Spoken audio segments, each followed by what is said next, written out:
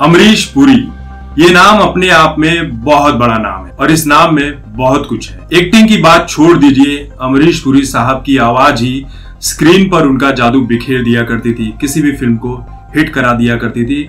उनकी मौजूदगी उस फिल्म में कितनी महत्वपूर्ण है, इन बातों को दर्शा दिया करती। मिस्टर इंडिया का वो डायलॉग मुगैम्बो खुश हुआ और डीडीएलजे का वो डायलॉग जा सिमरन जा, जी ले अपनी जिंदगी, ये ऐतिहासिक डायलॉग दोनों ही जनता की जुबान पर आज तक चढ़ा हुआ है। इन डायलॉग्स को सुनने के बाद हर इंसान इमोशनल हो जाता है कि ये कितने बेहतरीन डायलॉग हैं, जैसे अमरीश पुरी साहब ने अपने बड़े ही मस्त अंदाज में कहा था। अमरीश पुरी साहब की मौत बहुत जल्दी हो गई, वरना उनकी बहुत सारी बेहतरीन फिल्में देखने को मिलती। अमरीश पुरी जी को लेकर एक कहानी अभी कुछ दिन पहले वायरल हुई थी कि वो अपनी फिल्मों के लिए मुंह मांगी फीस मांगा करते थे और वो उन्हें दी जाती थी।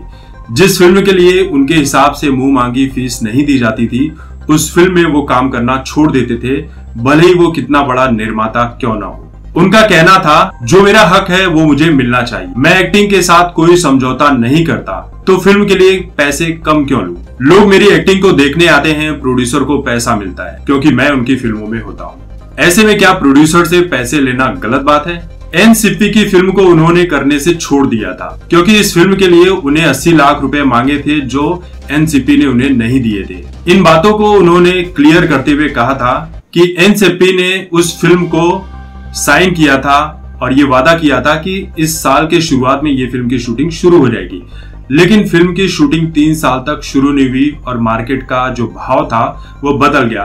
अब बताइए, मैं 3 साल पुराने मार्केट के भाव में काम क्यों करूं? जब मैंने 80 लाख रुपए मांगे तो उन्होंने नहीं दिए, तो उस फिल्म को मैंने करना सही नहीं समझा, उस फिल्म को मैंने छोड़ दिया। एक कहानी अमरीश पुरी साहब को लेकर यह भी है कि वो जब भी इंटरव्यू किया करते थे तो अपनी आवाज को रिकॉर्ड होने नहीं दिया करते थे। इंटरव्यू शुरू होने के पहले ही वो पत्रकारों से कह देते थे कि अपने अपने रिकॉर्डर बंद करके बगल में छोड़ दीजिए, क्योंकि मेरी आवाज को जनता बड़े स्क्रीन पर देखे सुने, वही मैं चाहता हूँ, बाकी नॉर्मल तरीके से ना सुने। लेकिन अब जमाना बदल चुका है, अब इंटरव्यू करने का तरीका भी बदल चुका है।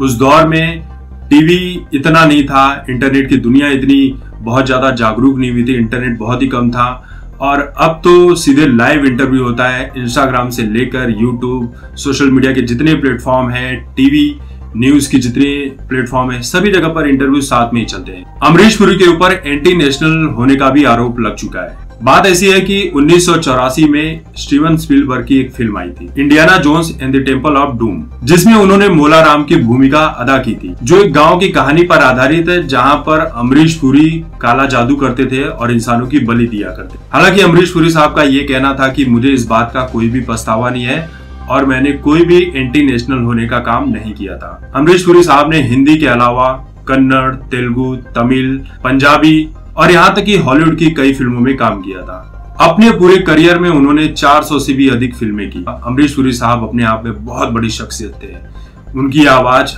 आज भी लोगों के कानों में गूंजती रहती है।